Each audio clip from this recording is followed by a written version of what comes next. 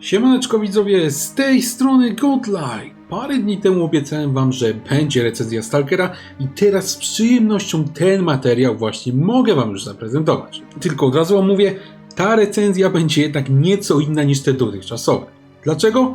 Ano dlatego, że w tym przypadku, czyli w przypadku Stalkera, mamy do czynienia tak naprawdę z 3 grami w jednym pakiecie i te 3 gry mają odmienne od siebie mechaniki. Jeżeli oglądaliście moje recenzje wcześniej, no to wiecie, że najpierw ja staram się wam zawsze mniej więcej tak wytłumaczyć, nakreślić właśnie mechaniki w danym tytule, czyli jak to działa, jak działają questy, jak działa walka i tak dalej, a później dopiero je oceniam. W tym przypadku ja się skupię niemal wyłącznie właśnie na ocenie, a to tak jak mówiłem dlatego, że każda gra w tym pakiecie ma mechaniki po prostu odmienne, nie starczyłoby nam czasu, żeby wszystkie te mechaniki wam przybliżyć. Nie przedłużajmy więc i zaczynajmy. Na początek tradycyjnie powiedzmy sobie, o czym są te gry i o co tutaj w ogóle chodzi.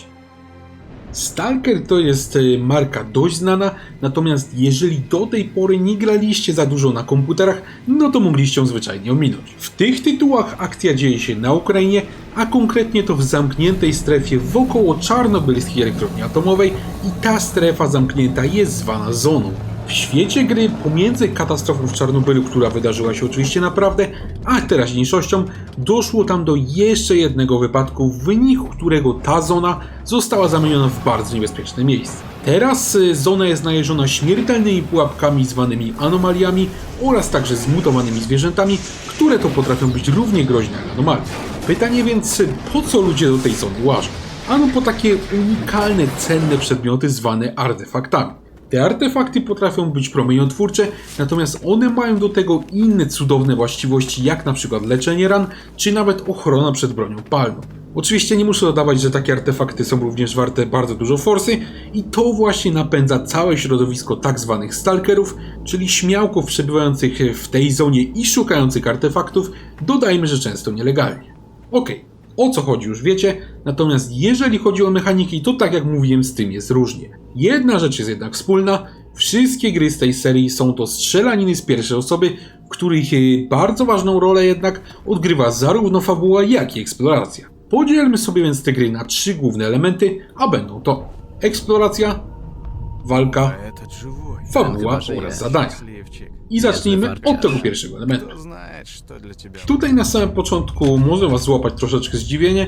Pewnie w większości strzelanek, jakie wygraliście, to główną rolę oczywiście odgrywało strzelanie oraz walka. I tutaj Stalker was może właśnie zaskoczyć, bo tutaj w Stalkerze największą rolę w tej grze odgrywają właśnie lokacje oraz klimat, a walka tak naprawdę jest tylko tego dodatkiem. Pewnie niektórzy z was spytają, jak to w ogóle działa, czy to w ogóle ma szansę wypalić? Ano ma szansę wypalić, ale pod warunkiem, że zarówno udostępnione mapy w grze, jak i świat tej gry będą wykonane naprawdę dobrze. I w tym przypadku właśnie tak jest. Ukraińscy deweloperzy podczas projektowania lokacji dla wszystkich 3 gier utwierdzili nas tylko w tym przekonaniu, co my już wiedzieliśmy. Że gry tworzone przez właśnie Słowian imponują świetnymi, wciągającymi światami i wprost niesamowitym, gęstym klimatem. To nie jest pierwsza gra, która ma tak właśnie zrobiony świetny świat. To jest właśnie wizytówka słowiańskich deweloperów. Już w pierwszej grze z serii Stalkera, czyli Stalker Cień Czarnobyla, te lokacje są po prostu świetne. One są różnorodne, one są świetnie wykonane, są pomysłowe, a przede wszystkim są cholernie wręcz klimatyczne. Do dyspozycji tutaj mamy chociażby koszmarnie napromieniowane lasy z taką zmutowaną florą i fauną, zrujnowaną i zamienioną w strefę wojny część miasta Prypeć, a także parę świetnie wykonanych podziemnych laboratoriów, do których oczywiście w toku gry będziemy musieli sobie wejść. I tutaj w przypadku lokacji i eksploracji ja chciałbym zwrócić waszą uwagę, jak to wszystko do siebie tutaj pasuje. Twórcy przy projekcie tutaj wszystkich gier używali swojego własnego silnika zwanego X-Ray Engine. Abstrahując od jego wydajności czy grafiki, bo tam z tym bywały problemy, to dzięki właśnie użyciu swojej własnej technologii mogli oni zaprojektować oświetlenie oraz klimat w grze, tak żeby tworzyło to taki specyficzny miks. Do tego wszystkiego te gry to są chyba jedyne tytuły na rynku, które mają polskiego lektora. Oczywiście napisy też są w tej grze, bo one są potrzebne, natomiast jest tutaj polski lektor, nie ma dubbingu.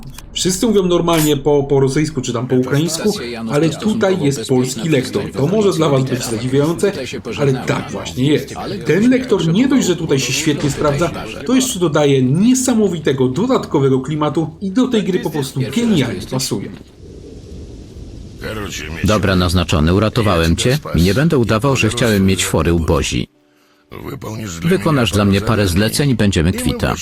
No i może... Powiem wam szczerze, ja nie wiem jak to nazwać, natomiast te gry nawet dziś, po tych wielu latach, wyglądają cholernie unikalnie na tle właśnie innych produkcji, nawet traktujących o podobnej tematyce. Nie wiem jak twórcy to zrobili, że tak to właśnie jest, ale tutaj w tych tytułach wszystkie te elementy tej układanki tak jakby idealnie do siebie pasowały. Pasują do siebie grafika, modele, właśnie ten lektor, te stwory, ten świat cały, te mapy. To wszystko do siebie tak idealnie pasuje. Powiem szczerze, że jak będziecie w ten tytuł grali chociażby parę godzin i później ktoś wam pokaże za jakiś czas screena z gry, no to od razu będziecie wiedzieli, że to jest właśnie screen ze Stalkera. To właśnie połączenie tego silnika gry, który jest własny, oraz fajnego świata gry daje taki unikalny miks, który pozwala tą grę mocno odróżnić od innych na rynku. I to wrażenie unikalności jest naprawdę fajne. Okej, lokacje są fajne i są unikalne, natomiast to nie są ich jedyne plusy. A dalej w temacie lokacji jest akurat tylko lepiej. 1 i 2 oferuje nam takie mniejsze, acz ciągle ciekawe lokacje, natomiast to właśnie 3, czyli Zew Prypeci, deklasuje w tym momencie absolutnie konkurencji. 3 niby ma tylko 3 mapy, natomiast są to mapy znacznie większe i one są jeszcze lepsze niż te poprzednie z 1 i z 2. Na tych mapach mamy taki niesamowity klimat, mamy świetną muzykę, mamy jeszcze dużo lepszą możliwość eksploracji tych map. Dobra, a o co z tą eksploracją właśnie chodzi, bo o niej właśnie wspomniałem.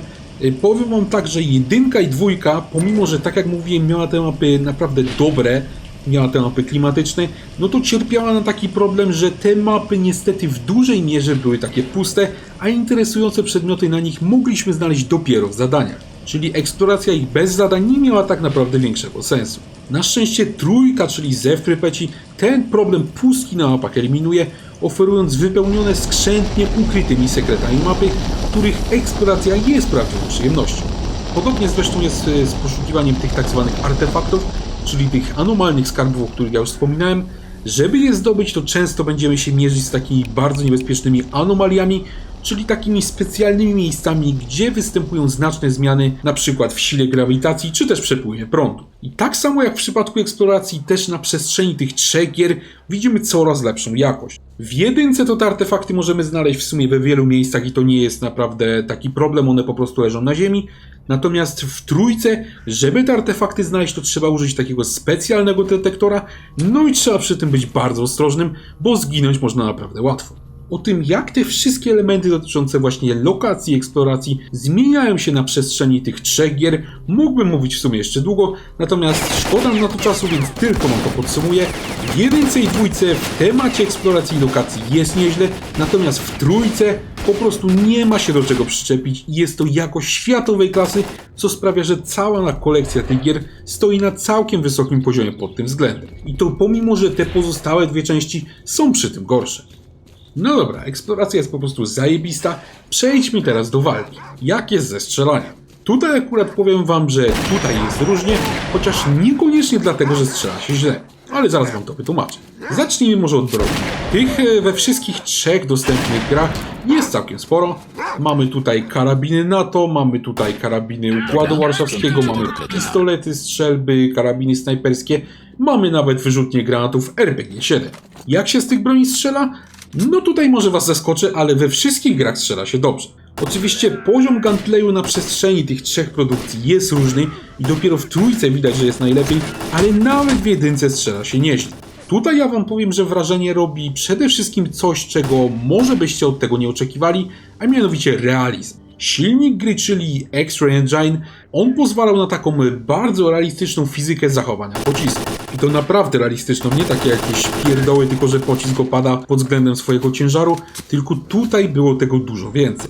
Od takiego prostego odrzutu, czy właśnie opadania pod względem ciężaru, kończąc na takim skomplikowanym wyliczeniu pancerza celu, czy nawet możliwości przebijania drewnianych ścian pociskami. Pamiętajcie, że to jest gra, w której walka jest tylko dodatkiem. A mimo to Mimo to twórcy tutaj postawili na bardzo realistyczny system strzelania. To jest fajne. Do tego mamy też kilka rodzajów pocisków i tylko niektóre z tych pocisków, tak zwane przeciwpancerne, mogą przebijać ciężki pancerz wroga. To wszystko, te wszystkie dodatkowe rozwiązania w tych wszystkich 3 grach są i takie realistyczne podejście do tematu i zaimplementowanie tak właśnie wiernie mechaniki strzelania, to robi w tej grze wrażenie. No fajnie, ale strzelać musimy mieć też do kogo, no i tutaj wszystkie gry z serii ponownie nam nie zawodzą. Naszymi przeciwnikami w tej grze będą na ogół zmutowane zwierzęta, jak i ludzie i do każdego z tych przeciwników musimy podejść w inny sposób. Na ludzi świetnie się sprawdzają właśnie celne karabiny szturmowe, mogące z dużej odległości zastrzelić oponenta celnym headshotem. W przypadku mutantów natomiast dużo lepiej sprawdza się strzelba, która pozwoli nam zadać duże obrażenia w krótkim czasie, ale nie zawsze. Mutanty w tych tytułach są bowiem naprawdę różnorodne i do każdego trzeba podejść w inny sposób. Taki prosty przykład. Mamy takiego mutanta zwanego Snorkiem, czy też takie zdziczałe psy, które tam sobie biegają i te rzeczywiście możemy sobie eliminować bez problemu strzelbą. Ale w zonie są właśnie dużo groźniejsze i dużo inteligentniejsze mutanty. Mamy na przykład takiego mutanta, który nazywa się Burer i on potrafi telekinezą w nas ściskać przedmiotami i to z naprawdę ogromną siłą. Do tego podczas podnoszenia tych przedmiotów właśnie telekinezą generują taką specjalną tarczę, która uniemożliwia jego zabicie. Więc jak go zabić? Otóż sekretem jest wyczucie takiego momentu, gdy on rzuci w nas jakimś przedmiotem, przez te kilka sekund ta jego tarcza znika i wtedy możemy w zasadzie go zabić bez przeszkód. Inny taki przeciwnik, na przykład tak zwany kontroler, on nas będzie atakował jedynie wtedy, gdy będziemy na jego linii wzroku. Po kilku właśnie potyczkach szybko się zorientujemy, że można go łatwo zabić, jeżeli cały czas będziemy się chować i wystawiać ponownie, żeby szybko oddać strzał. I o to właśnie w projekcie przeciwników w każdej w zasadzie grze chodzi, żeby oni byli groźni, natomiast żeby też na każdego z nich był taki odpowiedni sposób, który gracz może własnoręcznie podczas przechodzenia gry odkryć i to daje satysfakcję i to jest też takim znakiem, że przeciwnicy w tej grze zostali odpowiednio zbalansowani. Tak to się właśnie robi i w Stalkerze jest to naprawdę na dobrym poziomie. No dobra, bronie są spoko, przeciwnicy są fajni, walczy się z nimi fajnie, ale ja wspominałem, że z walką są tutaj problemy, więc gdzie są te problemy? Otóż głównie w tych grach są to brakujące i bardzo prymitywne mechaniki walki i chodzi tutaj głównie o jedynkę. Do tego mamy też znaczne nagromadzenie tych walk w drugiej części gry i to też jest problem głównie w jedynce. Otóż tak jak mówiłem, w grze są realistyczne mechaniki strzelania. Jeżeli będziemy broni używać dłużej, no to jej stan się pogorszy, a jak jej stan się pogorszy, to się robi niecelny. I to jest fajne, całkiem fajna mechanika, ale tylko pod warunkiem, że taką broń da się naprawić. A w jedynce, czyli w Cieniu Czarnobyla, się nie da. To samo z pancerzem. Zakładamy pancerz, on się zużywa i chcemy go naprawić. W jedynce nie da się go naprawić, trzeba go po prostu wyrzucić, a to jest debilizm. Przez to musimy ciągle wymieniać bronię, ciągle wymieniać pancerze i to jest po prostu głupie, że ich się nie da naprawić. Ja liczyłem, że przy okazji remasterów deweloperzy tutaj zdecydują się to poprawić i tą ewidentną niedoróbkę w jedynce po prostu zmienią, ale niestety tego nie zrobili. W jedynce też nie udało się poprawić częstotliwości walk w drugiej połowie gry. Niestety pod koniec właśnie tej gry deweloperzy mocno z tą walką przeginają, oni strasznie dużo respią różnych przeciwników, ten karabin nam się ciągle psuje, ten pancerz nam się ciągle psuje, jest po prostu miliard mutantów, miliard przeciwników i to się w końcu robi nudne i schematyczne. Przez większość gry jest naprawdę fajnie, ale pod koniec widać, że twórcy mają taki dziwny nawyk, żeby właśnie nasrać miliard przeciwników pod jakimś śmiesznym pretekstem i uważałem, że będzie ok. No niestety ok to nie jest i przez to końcówka jedynki robi się dużo słabsza. O samej fabule my sobie tu powiemy oczywiście jeszcze później, natomiast chciałbym, żebyście wiedzieli, że właśnie w sprawach walki tu głównie z jedynką jest ten problem. Późniejsze części oferują już dużo lepsze mechaniki, jeszcze lepszy gunplay i w końcu oczywiście możliwość naprawy, a nawet całkiem fajną modyfikację przedmiotu. To pozwala tej całej trylogii się nieco zrehabilitować i właśnie zatrzeć te przeciętne wrażenia po tej jedynce, więc finalnie można na to przymknąć oko. Ostatnia część gry, właśnie ta trójka, pod tym względem niewątpliwie błyszczy, oferując takie ciekawe, dobrze zbalansowane potyczki, czyli tak jak powinno być. Szkoda, że nie wszystkie części Stalkera były w tym równie dobre, ale fajnie, że ta ostatnia część nam to wszystko wynagrodzi. Teraz powiedzmy sobie o fabule. Tak jak powiedziałem na początku, fabuła odgrywa w tej serii całkiem ważną rolę. Jak stwierdzę, że może nie w każdej części jest tak samo solidna, no to raczej was nie zaskoczę. No i tak, oczywiście pewnie już się domyślacie, to w jedynce jest największy problem z fabułą. Co was może zaskoczyć, to że fabuła główna w zasadzie to w każdej części stoi na wysokim poziomie. Nawet w jedynce ta fabuła główna jest spoko, ona jest ciekawa, postacie są dobrze napisane i chłonie się z przyjemnością. To, z czym jest problem, to są zadania poboczne. Otóż w pierwszej grze twórcy popełnili ogromny błąd i zaoferowali nam tak naprawdę bardzo niewielką ilość zadań pobocznych z takiego prawdziwego zdarzenia, a cała reszta to są takie generowane losowo questy. Jak generowane losowo, no to wiecie, już pewnie się domyślacie, że one są po prostu nudne.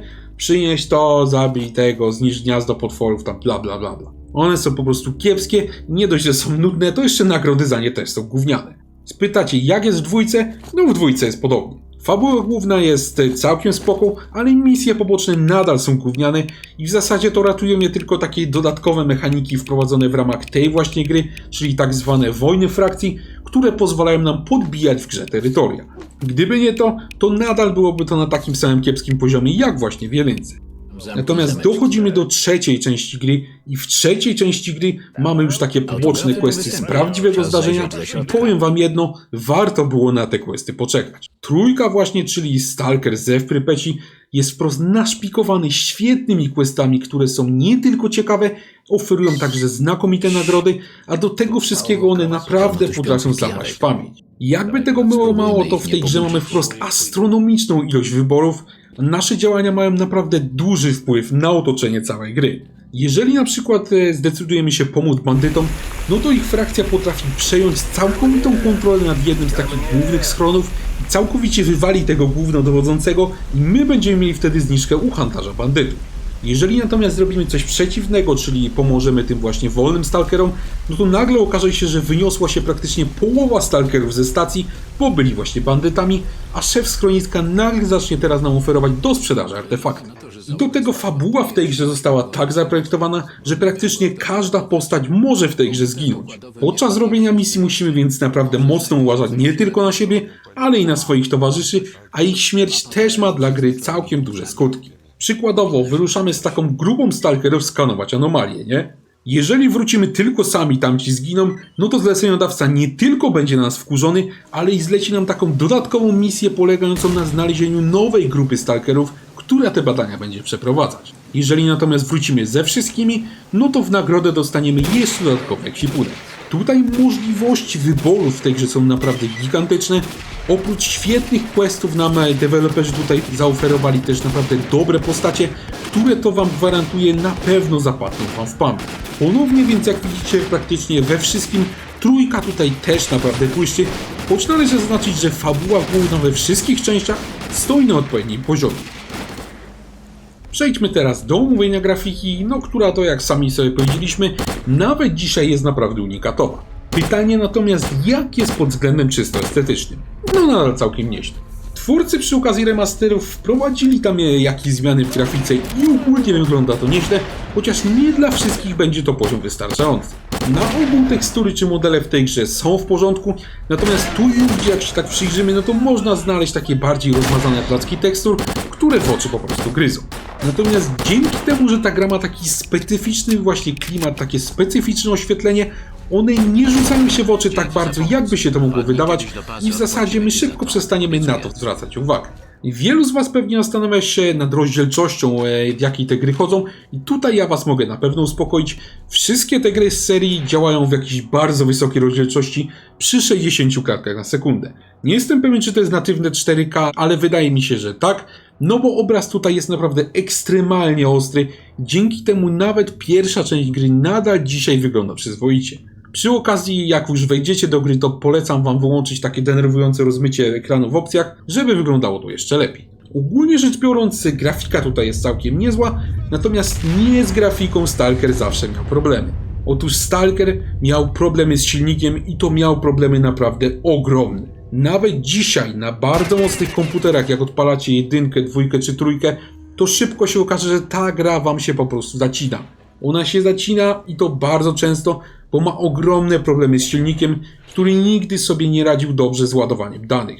Nawet dziś to się dzieje na najmocniejszych komputerach. Ale zaraz, ja powiedziałem, że ma problemy, tak? No a powinienem powiedzieć, że raczej miała. Otóż ku mojemu naprawdę dużemu zaskoczeniu twórcom przy okazji tego portu udało się coś, co uważałem za niemożliwe. Ten silnik w wydaniu na konsolę został w dużej mierze poprawiony. Przez te kilkadziesiąt godzin spędzonych w tej grze, ja wam mogę powiedzieć, że zdarzały się tam jakieś ścinki, natomiast w porównaniu do tej PC-towej wersji to jest po prostu niebo a ziemia, no różnica jest ogromna. W wersji na PlayStation 5 ta gra niemal cały czas działa płynnie, niemal cały czas utrzymuje klatki, czyli tak jak powinno być od początku. Ja znam tego Stalkera, ja w nim spędziłem z kilkaset godzin łącznie na komputerze i powiem wam, że dopiero teraz w tym wydaniu konsolowym widzę, jak to powinno działać od samego początku. No różnica między tym oryginalnym wydaniem na komputerze a tym na PlayStation 5 jest po prostu kosmiczna, jeżeli chodzi o wydajność. Ja wam szczerze powiem, że jestem naprawdę zdziwiony, że to się udało poprawić, bo na poprawę tego silnika naprawdę nie liczyłem. I tutaj, drodzy deweloperzy, naprawdę pozytywnie mnie zaskoczyliście. Natomiast niestety nie we wszystkim mnie zaskoczyliście pozytywnie. Negatywnie zaskoczyły mnie natomiast bugi. I teraz powiedzmy sobie szczerze, ta gra zawsze była zabugowana i nigdy tych bugów w dużej mierze nie poprawiono. Natomiast remastery na konsolę były właśnie taką idealną okazją, żeby tych bugów się pozbyć. Niestety nie tylko tych bugów się nie pozbyto, ale wprowadzono też nowe, jak na przykład Crash. Dwójka i trójka to jeszcze jakoś tam się trzymają całkiem nieźle, natomiast jedynka, no to tak jak szybko robimy zadania, no to ona się potrafi crashować co 20-30 minut, także cholernie często. Na oko ja wam powiem, że mi się tak skraszowała chyba no z kilkadziesiąt razy podczas mojego przechodzenia gry, czyli naprawdę dużo. No, tak się nie robi. Na pewno musieliście to widzieć, deweloperzy, jak testowaliście tę grę, że ona crashuje się naprawdę często. W dodatku we wszystkich tytułach nadal zdarzają się poważne błędy, mogące nawet zablokować progres w grze. I one w tej grze były i zostały po prostu skopiowane z tej wersji PC-towej. No naprawdę wstyd, że tego nie poprawiliście, tych starych bugów, które już były znane, i to te gry naprawdę na konsolach psuje i za to należy wam się naprawdę ostra bura. Ostatnie, czym się zajmiemy, to jest sterowanie oraz poziom trudności. Jeżeli graliście kiedyś w Stalkera, no to pewnie mieliście wątpliwości, czy w ogóle uda go się przenieść na konsolę przez sterowanie właśnie. Okazało się, że się udało, no i ja powiem wam więcej, to sterowanie jest nawet całkiem niezłe. Może początkowe ustawienia tego sterowania są jakieś gówniane i trzeba trochę pogrzebać, żeby się grało solidnie, ale w gruncie rzeczy jest tutaj nieźle, a operacje na mapie nawet po krótkim treningu czy tam dostosowaniu sterowania pod siebie nie powinny wam sprawiać problemu. Trzeba tutaj przy okazji zaznaczyć, że standardowe ustawienia autocelowania w tej grze są jakieś takie dziwaczne i ten celownik będzie nam latał w ogóle w kółko, także trzeba sobie na samym początku wejść w ustawienia i sobie to skorygować, żeby dojść do wygodnego poziomu. Jeżeli to zrobimy, no to tutaj jest całkiem nieźle. Jeżeli chodzi natomiast o interfejs, to twórcy tutaj zmienili sporo, zaimplementowali w grze takie dostosowane właśnie do konsol kołowe menu, które sprawdzają się dobrze.